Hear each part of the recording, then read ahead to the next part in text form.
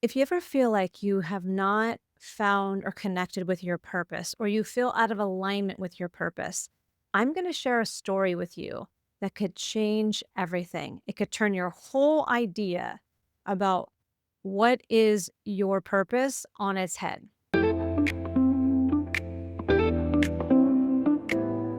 In order for me to do that, I'm going to share with you a little bit of my own story so you know exactly who I am and where I'm coming from. And then I'm going to take you down to an experience that really changed the trajectory of my life in the midst of the COVID pandemic. I know a lot of us don't talk about that anymore. And sometimes I really wonder why, because it was such a significant turning of the tide, if you will. But my point in sharing that is that this experience, this basically this email that I received from an infectious disease doctor shifted my entire understanding of myself. And stay with me. At the end, I'm going to share with you 3 questions that you can do some inner inquiry with that could have a profound effect on your awareness of your purpose, but also seeing how what my story may apply to you.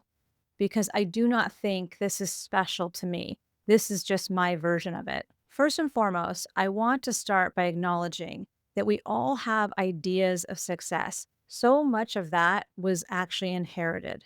It comes through our family, it comes through society, it comes through an idea or a deal we made with ourselves, consciously or unconsciously, when we were little, when we were young.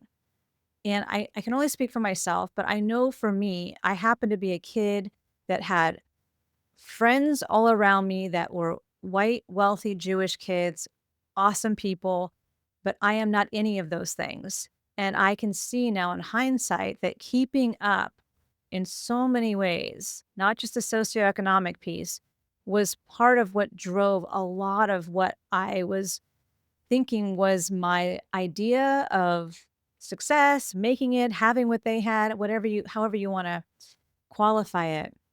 But also our whole story, right? What we saw in the home, the unconscious ideas or conclusions we made about what was going on and how we felt about that. And then there is perhaps direct ideas that were given to us. If you had a parent or a family that has an idea or a value system on what success looks like, we can absolutely drink that Kool-Aid very early.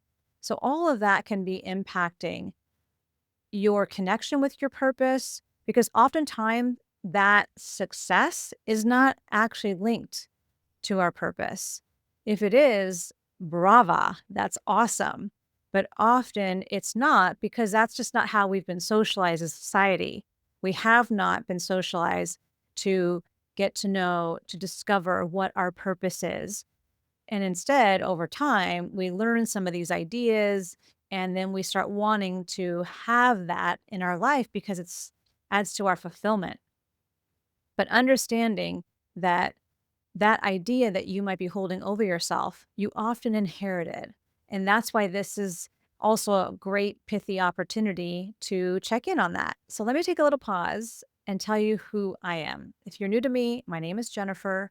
I am here to bring content around understanding more about our own psychosocial dynamic, your inner operating system, how you became who you are, so that you can thrive, so that you can move into your sovereignty, so that you can heal the things that are in the way. And I've spent 20 plus years inside organizations and successive leadership roles that were amazing and taught me a lot. Well, in 2019, I found myself starting a job. I think it was December 19th at a healthcare system. I had never worked in a healthcare system. I'm not going to tell you that whole story. It is a very powerful, worthy story, and I probably need to make a video about it. I'm going to give you the Reader's Digest version. I started working in this healthcare system. I was hired as the director of organizational development because that was a lot of the work that I have done inside some versions of, and it's definitely something that I care deeply about. In a way, it was a dream opportunity. What I did not know was that 3 months later, we were going to be in a global pandemic. I mean, obviously, none of us knew. I had never worked in healthcare before. I had done some work with healthcare organizations and some boutique consulting and leadership development and coaching with some of the leadership team, but I had not actually worked inside of a healthcare system. This healthcare system was significantly impacted by the pandemic. We had makeshift morgues in the back. It was a movie. It was unbelievable. And this role that I was in essentially became about the mental health and well-being of 2,200 healthcare workers. It was profound. It was a privilege. It was unbelievable on so many accounts. And I am deeply grateful for that opportunity. And I received so much from it. And around 2021, so it's about 2 years in, we're still in the thick of the pandemic.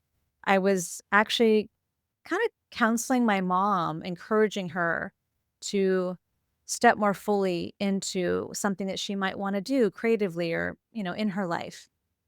And then I ended up sharing with her this email that I received.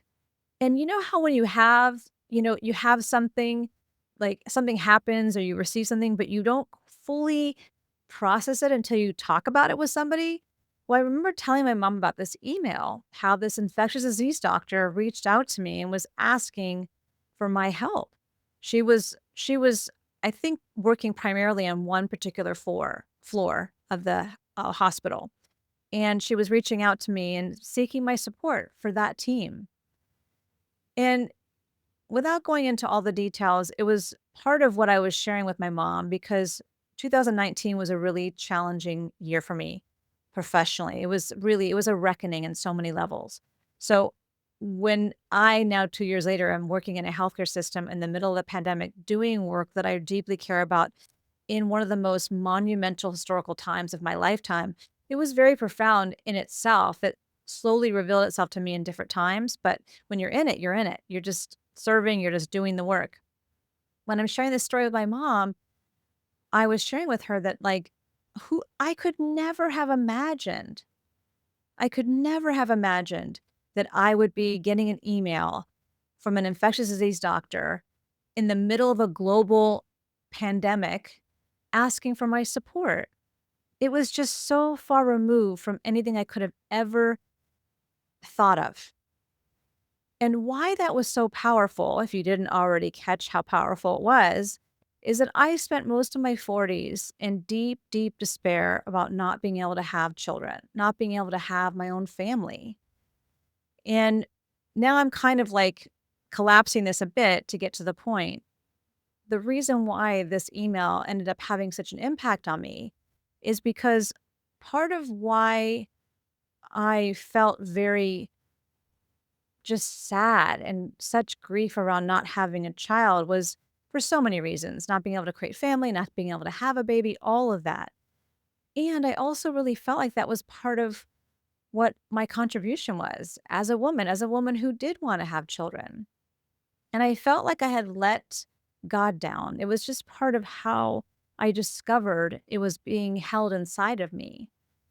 And when I received this email, I just realized that I never could have known that I would be holding some really unique role that would be of significant service to people that were doing work that only they could do, that despite their training, never planned for this to happen in their lifetime. I mean, it was such a complex experience because it wasn't just the pandemic and the fear around the disease. It was all the ways it was impacting everyone, and everyone uniquely in their own way. They had little babies at home that they couldn't see but for a few hours because they quarantined when they would come off their shifts, and then they'd go back for a couple more days. They had elderly parents they were terrified of infecting, not intentionally.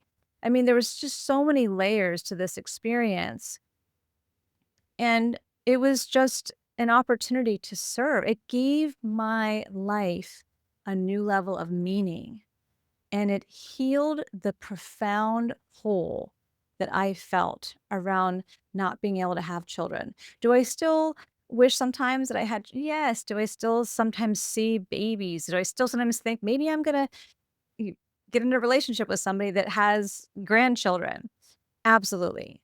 And I was really hurting for a long time and just learning how to cope with it.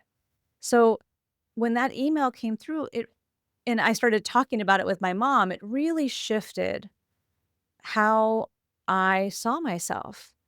And it also had me reconnect with that, there our life is always unfolding and we can have plans and we can have ideas. And I'm not saying not to have that. I'm not saying I still don't create goals and have ideal scenes and have things that I'm pursuing. No, all of that. And that there is greater opportunity. Like I remember one time having this awareness. This just popped in. I'll share it briefly. And that is that, like, God or the universe, however you believe, has such greater ideas than we could ever possibly imagine. So, yes, we should dream and we should have goals and we should spend time learning what is our purpose and what we feel like our life is here to do and be and represent, and be open to it unfolding and making itself known to you. So the reason why I wanted to share this video is because I feel like this can be such a point of contention. It can also hold a lot of power inside of us if we feel like we haven't spent time in our purpose, or we feel like what we do for a living is not part of our purpose, or we feel like we haven't yet reached what we think we need to then, m- m- you know, give meaning to what we believe our purpose is. So I want to share with you a few powerful questions that I encourage you to consider that might help you become more aware and more connected to how your purpose may already be right in front of you. The first question is, where are you overlooking or missing your gifts and contribution? Where are you overlooking or missing your gifts and contribution? I don't know that I really would have fully seen, maybe at some point, but I don't know that I would have metabolized that whole experience if that email hadn't come from that doctor and I hadn't had that conversation with my mom. It's like it gave me that moment for it to, like, calibrate and help me see something that I didn't see. And it was such a gift. Here's another one. What has surprised you about your life? What has surprised you about your life? Your ideas versus God or the universe. What's been directed versus what you believe. What has surprised you about your life? I think I have 4 questions. The third one is, where are you expectant or stuck in disappointment?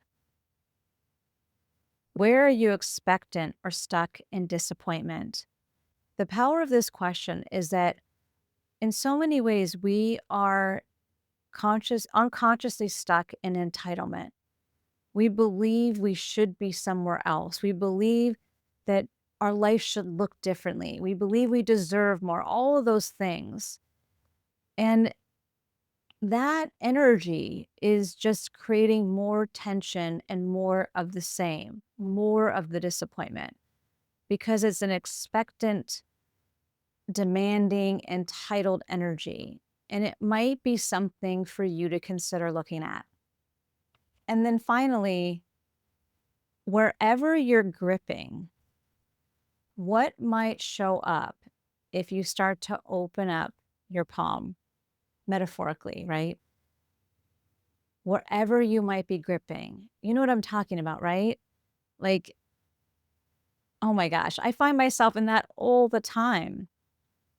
Wherever you are white knuckling, whatever you're holding on, wherever you're attached, if you were to open up and release that grip, what might become available? What might show up? Let the universe surprise you.